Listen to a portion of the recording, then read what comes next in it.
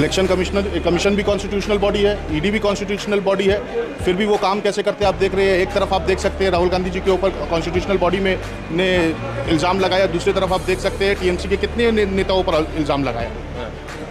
वो अधिकारी देख लीजिए बंगाल में, ऐसे सैकड़ों नेता है जो गए बीजेपी और उनके ऊपर ईडी और सीबीआई का जो है नोटिस केस सब खत्म हो गया। तो राहुल गांधी के ऊपर ये डराने का तरीका है और इस तरीके से ना हम डरेंगे ना राहुल गांधी जी डरेंगे। कहा जाए तो पंचायती राज जो हिंदुस्तान में बहुत इंपॉर्टेंट है आज, जिसकी वजह से बीजेपी सरकार में है, टीएमसी सरकार में है, तो पंचायती इलेक्शन सिस्टम, पंचायती राज सिस्टम भी राजीव गांधी जी की लाई हुई है। तो उनका देन जो है वो कहने की ज़रूरत नहीं है, वो ऑलरेडी दिया हुआ है। से लड़ने के लिए कल पूरे पश्चिम बंगाल में हर एक पुलिस स्टेशन में हमारी कांग्रेस के लोग जाकर के अमित मालविया के खिलाफ और अर्नब गोस्वामी के खिलाफ एफआईआर करने वाले हैं। ये निर्देश हमारे पीसीसी प्रेसिडेंट शुभंकर सरकार जी का ऑलरेडी आया हुआ है। कल सुबह से लेकर रात तक बंगाल में जितने पुलिस स्टेशन हैं सब में उनके खिलाफ एफआईआर दायर होगा। करना पड़ेगा कि उन्होंने ये किया है और वो साबित नहीं कर सकते। ये जो आज जयशंकर जी ने एक स्टेटमेंट दिया है ऑपरेशन सिंदूर को लेकर, हाँ, उसके खिलाफ जब राहुल गांधी जी ने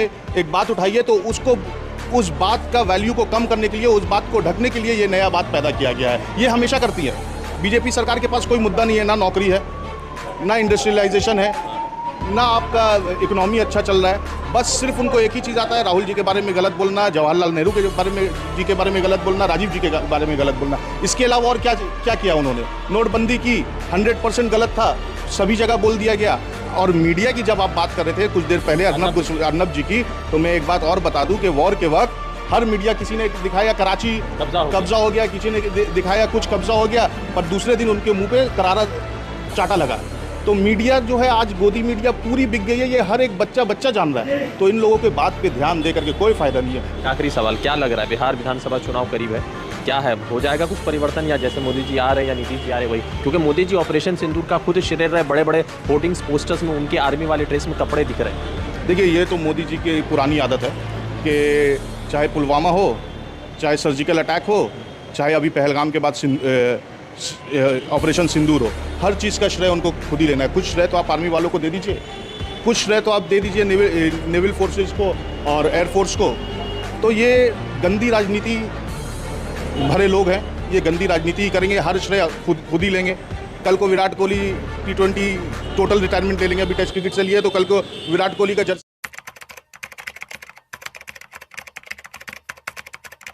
जय हिंद दोस्तों, मेरा नाम है रजा अंसारी। पूरे देश भर में स्वर्गीय राजीव गांधी की पुण्यतिथि यानी कि डेथ एनिवर्सरी मनाई जा रही है और पूरे देश भर के साथ साथ पश्चिम बंगाल में भी मनाई जा रही है। पश्चिम बंगाल के यूथ कांग्रेस के जो कोर कमेटी के मेंबर है उन लोगों से हम बातचीत करने के लिए हाजिर हुए, क्योंकि राहुल गांधी के ऊपर इन्फोर्समेंट डायरेक्टरेट के 142 करोड़ रुपया का जो इल्ज़ाम लगा था, उसमें आज इन्फोर्समेंट डायरेक्टरेट ने कोर्ट से कहा है कि राहुल गांधी और सोनिया गांधी ने 142 करोड़ रुपए के मजे लिए हैं। तो काशिफ रजा साहब है, पश्चिम बंगाल यूथ कांग्रेस के कोर कमेटी के मेंबर हैं। काशिफ भाई, सबसे पहला सवाल, राहुल गांधी पर 142 करोड़ रुपए का फ़ायदा उठाने का, मौज मनाने का, और सोनिया जी पर भी उस पैसे को अपने आसाइश के लिए इस्तेमाल करने का इल्ज़ाम लग गया। ऐसा है रजा भाई कि इल्ज़ाम लगाना बहुत आसान है, उसको साबित करना बहुत मुश्किल है। कई केसों में आपने देखा ही है कि राहुल गांधी जी के ऊपर काफ़ी सारे इल्ज़ाम लगे और फिर केस खारिज हुए। चिदम्बरम जी के ऊपर इल्ज़ाम लगी, उनको 2 महीने जेल में रखा गया, फिर सुप्रीम कोर्ट ने ऑर्डर किया not a whisker of evidence, भनक तक नहीं थी एविडेंस की। तो जब बीजेपी सरकार बैकफुट में जाती है, इंडिया पाकिस्तान वॉर के वक्त हो, नोटबंदी के वक्त हो, या किसी भी, या आप गलत GST डालने के वक्त हो, तो ये एक नया शोषा खड़ा कर देती है। राहुल गांधी जी के ऊपर एक नया इल्ज़ाम लगा देती है। ये सब इल्ज़ाम से ना राहुल जी डरते हैं, ना राहुल जी के कार्यकर्ता डरते हैं, ना हम डरते हैं। लगाने दीजिए, साबित तो करना पड़ेगा, साबित वो कभी कर नहीं पाएंगे क्योंकि कुछ है ही नहीं उसमें, तो क्या साबित करेंगे? कॉन्स्टिट्यूशनल बॉडी है, इलेक्शन कमीशन भी कॉन्स्टिट्यूशनल बॉडी है, ईडी भी कॉन्स्टिट्यूशनल बॉडी है, फिर भी वो काम कैसे करते हैं आप देख रहे हैं। एक तरफ आप देख सकते हैं राहुल गांधी जी के ऊपर कॉन्स्टिट्यूशनल बॉडी में ने इल्ज़ाम लगाया, दूसरी तरफ आप देख सकते हैं टीएमसी के कितने नेताओं पर इल्ज़ाम लगाया। वो अंदर हैं, कुछ बाहर हैं। बीजेपी के नेता जिन लोगों पे इल्ज़ाम है, अजीत पवार जैसे ही एनसीपी को लेकर के वो महाराष्ट्र में गए और एनडीए के अलायंस में आए, वो वॉशिंग मशीन में धुल गए। ऐसे सैकड़ों नेता है, शुभेंदु अधिकारी देख लीजिए बंगाल में, ऐसे सैकड़ों नेता है जो गए बीजेपी और उनके ऊपर ईडी और सीबीआई का जो है नोटिस केस सब खत्म हो गया। तो राहुल गांधी के ऊपर ये डराने का तरीका है और इस तरीके से ना हम डरेंगे ना राहुल गांधी जी डरेंगे। राहुल गांधी के पिता श्री राजीव जी का जन्म मतलब कि पुण्यतिथि है। बहुत सारे लोग कहते हैं कि राजीव जी हो या नेहरू जी हो या फिर सोनिया जी वर्तमान में प्रधानमंत्री ने या यूपीए की चेयरपर्सन है, उन सभी लोगों ने देश को सिर्फ लूटा है, इन लोगों ने कुछ किया नहीं। और मोदी जी अभी भी देश के लिए, चाहे ऑपरेशन सिंदूर की बात कर ले, तमाम श्रेय उन्हीं को जा रहा है। आपको मैं बताता हूँ रज़ा अंसारी साहब कि आपका कैमरा बोलिए, आपका मोबाइल बोलिए, माइक्रोफोन बोलिए, ये सब जितना भी टेक्नोलॉजी आया है ये सब लाए हैं राजीव गांधी जी। कंप्यूटर बोलिए, जो टेक्नोलॉजिकल रेवोल्यूशन आई है वो राजीव गांधी जी के टाइम में आई है। उसके अलावा 18 साल के बाद जो हम और आप वोट दे सकते हैं वो भी राजीव गांधी जी के टाइम में आए हैं। उसके अलावा आप देखा जाए तो पंचायती राज जो हिंदुस्तान में बहुत इंपॉर्टेंट है आज, जिसकी वजह से बीजेपी सरकार में है, टीएमसी सरकार में है, तो पंचायती इलेक्शन सिस्टम, पंचायती राज सिस्टम भी राजीव गांधी जी की लाई हुई है। तो उनका देन जो है वो कहने की ज़रूरत नहीं है, वो ऑलरेडी दिया हुआ है। दिल पे हाथ रख के बताइए, राजीव जी बेहतर थे या मोदी जी बेहतर हैं? दिल पे हाथ रख करके बताता हूँ, राजीव जी का कंपैरिजन मोदी जी से है ही नहीं।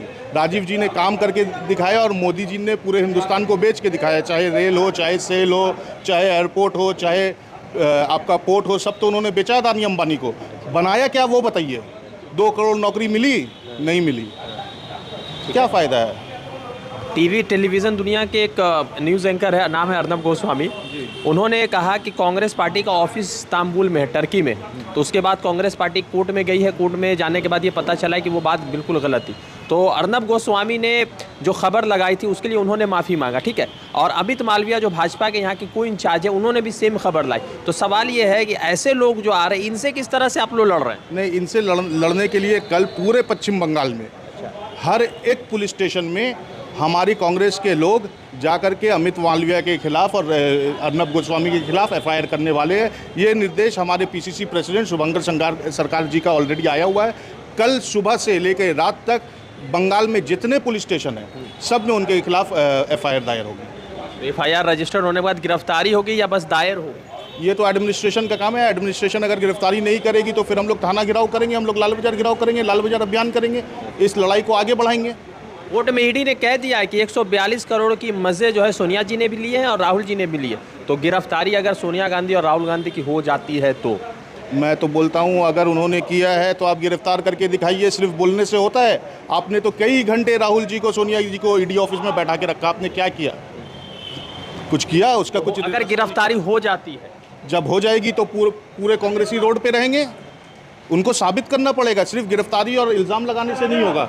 उनको साबित करना पड़ेगा कि उन्होंने ये किया है और वो साबित नहीं कर सकते। ये जो आज जयशंकर जी ने एक स्टेटमेंट दिया है ऑपरेशन सिंदूर को लेकर, हाँ, उसके खिलाफ जब राहुल गांधी जी ने एक बात उठाई है तो उस बात का वैल्यू को कम करने के लिए, उस बात को ढकने के लिए ये नया बात पैदा किया गया है। ये हमेशा करती है।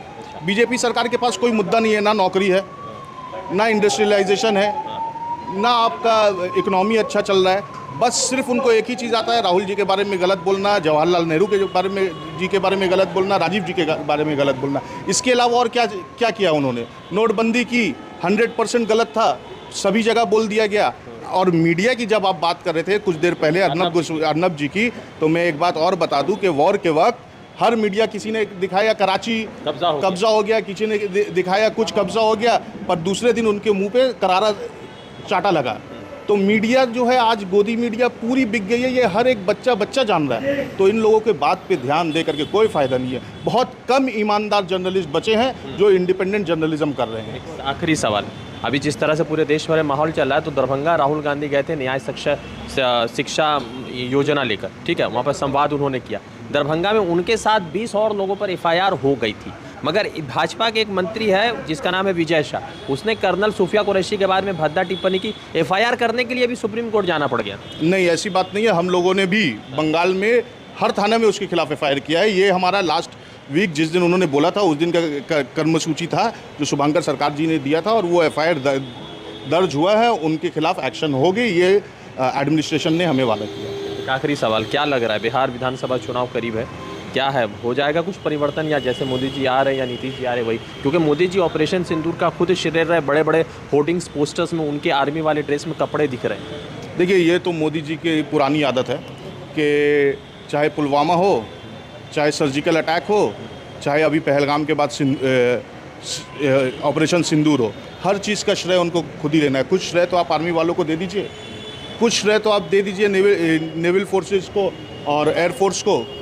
तो ये गंदी राजनीति भरे लोग हैं, ये गंदी राजनीति ही करेंगे, हर श्रेय खुद ही लेंगे।